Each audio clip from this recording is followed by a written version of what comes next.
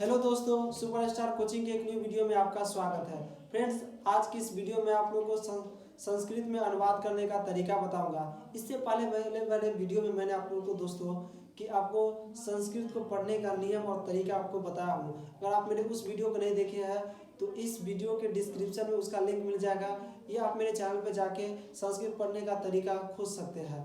आप देखिए फ्रेंड्स, आज की क्लास में मैं आप लोगों को संस्कृत में अनुवाद करने का ट्रिक और एकदम धांसू मेथड बताऊंगा। तो देखिए फ्रेंड्स, आपको बस वीडियो को लेकर शुरू से लेकर अंत तक देखते रहने हैं और आप आराम से सीख जाएंगे। फ्रेंड्स, अगर आप मेरे चैनल पर न्यू है तो डेफिनेटली चैनल को सब्सक्राइब कीजिए और अपने दोस्तों के साथ शेयर जरूर कीजिए, यही हमारे मेहनत का फल होता है। तो देखिए फ्रेंड्स, सबसे बड़ी बात हम लोग यह सीखते हैं, अनुवाद जो करने का नियम होता है संस्कृत में। सबसे बड़ी बात याद रखिए, संस्कृत में तीन पुरुष के नाम से जाना जाता है। एक होता है प्रथम पुरुष, उसके बाद होता है मध्यम पुरुष और तीसरा होता है उत्तम पुरुष होता है, जिसे हम लोग first person, second person, third person English में बोलते हैं। देखिए फ्रेंड्स, वचन जो होते हैं वह तीन प्रकार के होते हैं संस्कृत में। एक वचन, बहुवचन और द्विवचन, जिसे हम बोलते हैं एक वचन, द्विवचन, बहुवचन। जबकि अगर आप लोग हिंदी व्याकरण पढ़ते हैं तो उसमें वचन जो होते हैं दो प्रकार के होते हैं, एक वचन और बहुवचन होते हैं। तो ये प्रकार के होते हैं। देखिए फ्रेंड्स, आपको यह भी याद रखना होगा कि संस्कृत में किसको क्या कहते हैं। जैसे आप पढ़ते होंगे इंग्लिश में, मैं को इंग्लिश में हम लोग आई बोलते हैं, वह रहेगा। अगर याद है कि वह रहेगा और पुल्लिंग के लिए लगा रहेगा तो लगता है ही। अगर वह रहेगा और वहाँ पे आपके लड़की के लिए रहेगी तो वहाँ पे लगता है सी। ये आपको याद रहना चाहिए। ठीक उसी तरह वह को हम लोग अगर संस्कृत में कहना चाहते हैं तो सा होता है। वे दोनों को हम लोग तव बोलते हैं, वे सबको ते बोलते हैं। ठीक है ना फ्रेंड्स। आप देखिए, तुम को हम बोलते हैं तुम दोनों को युवाम बोलते हैं, तुम सबको युवम बोलते हैं। और मैं को यहाँ पे हम लोग बोलते हैं अहम, जबकि मैं को हम लोग इंग्लिश में आई बोलते हैं। हम दोनों को इंग्लिश में अवाम बोलते हैं, जबकि हम दोनों को इंग्लिश में कुछ भी रहे तो हम लोग वी का प्रयोग कर लेते हैं। हम सबको आवर भी प्रयोग कर जाता है और इंग्लिश में, लेकिन इसमें संस्कृत में हम लोग वयम का प्रयोग करते हैं और इसके साथ में आम लगता है। देखिए फ्रेंड्स, हम यह समझ सकते हैं कि यह भर्व है। जैसे इंग्लिश आप व्याकरण में पढ़ते हैं तो भर्व जो होता है फर्स्ट पर्सन, भर्व जो होते हैं 5 होते हैं, जिसको हम लोग बोलते हैं क्रिया।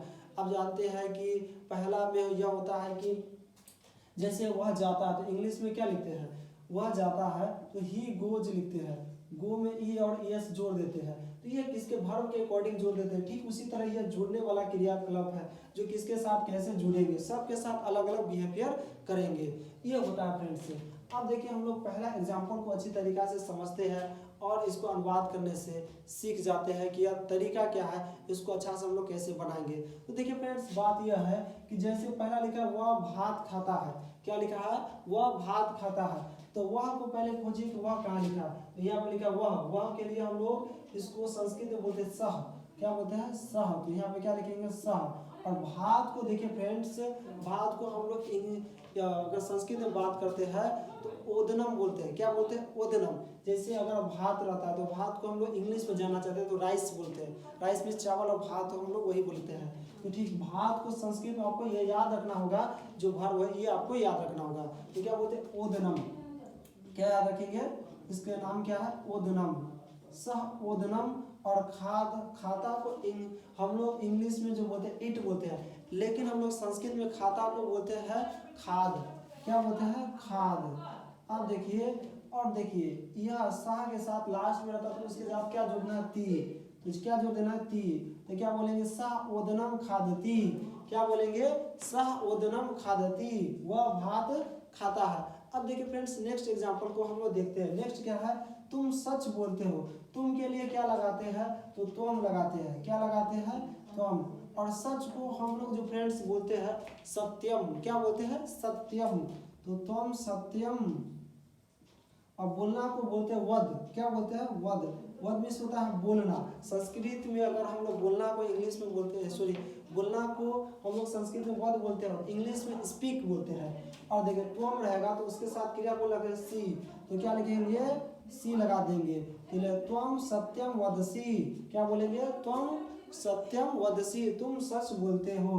हम लोग घर जाते हैं तो हम लोग को क्या बोलते हैं, देखिए हम लोग और हम सब, तो सब एक ही है। हम लोग और हम सब माने इसमें ज़्यादा कैटेगरी है, ज़्यादा व्यक्ति का नाम ले रहा है, इसलिए दोनों एक ही है। और हम लोग को लिए बोलते हैं वयम। क्या बोलेंगे, वयम। और घर को इंग्लिश हम लोग घर को इंग्लिश में हाउस बोलते हैं, होम बोलते हैं, और हम लोग संस्कृत में घर को ग्रहम बोलते हैं। क्या बोलते हैं? ग्रहम। और जाना को हम लोग संस्कृत में बोलते हैं गच्छ। क्या बोलते हैं? गच्छ। और हम लोग अगर इंग्लिश में बात करना चाहते हैं तो वो बोलते हैं, है ना फ्रेंड्स। और देखिए इसके साथ हम लोग रहे तो आमा लगते हैं, तो इसके लिए हम एक लकड़ी दे देंगे और माह लिखा है तो आमह, तो क्या लिखेंगे? वयम ग्रहम गच्छामः, हम लोग घर जाते हैं। वयम ग्रहम गच्छामः, इसका यह संस्कृत अनुवाद हो गया। वे दोनों पटना जाते हैं, तो वे दोनों के लिए हम लोग संस्कृत में देखिए फ्रेंड्स, क्या आपने कहीं लिखे हो कि वे दोनों के लिए क्या प्रयोग करते? तऊ। क्या प्रयोग करते हैं? तऊ। याद रखिएगा आप लोग, तऊ। और दोनों, वे दोनों को लिखे। पटना को हम लोग संस्कृत में बोलते हैं पाटलिपुत्रम, पाटलिपुत्रम। और जाना को इंग्लिश अभी ये बताया, इंग्लिश में वो बोलते हैं और संस्कृत में गच्छ बोलते हैं। क्या बोलते हैं? गच्छ। और देखिए वे दोनों के साथ क्या लगते हैं? तह। क्या लगते हैं? तह। तो पाटलिपुत्रम गच्छतः। तो ये आपका संस्कृत में अनुवाद करने का नियम हो गया। उम्मीद करता हूँ फ्रेंड्स कि यह वीडियो आपको संस्कृत को अनुवाद करने में हेल्पफुल लगा होगा। फिर मिलेंगे हम आपसे इसी तरह के वीडियो के साथ, तब तक के लिए जय हिंद दोस्तों।